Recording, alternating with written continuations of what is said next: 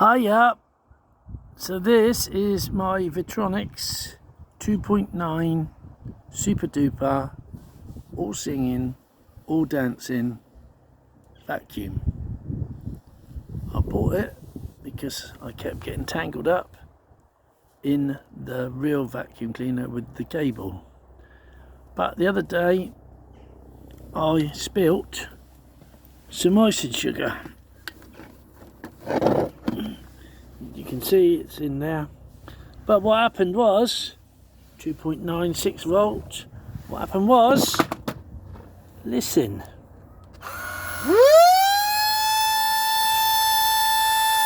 Right, and then we go up to the next stage.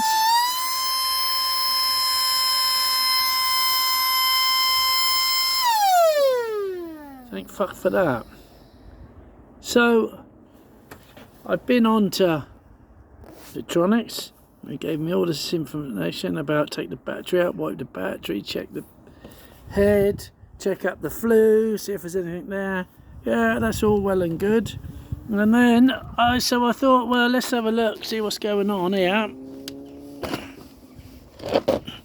Really difficult to do one-handed. Anyway, come on, you fucking thing. So that shit comes out.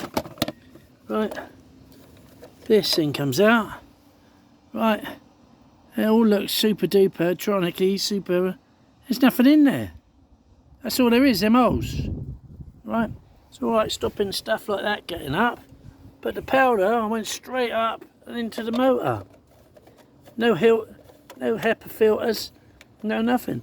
But surely that's got to be a strong enough motor to work with some filtration in there, but obviously it doesn't. Hence, we've got the air raid water.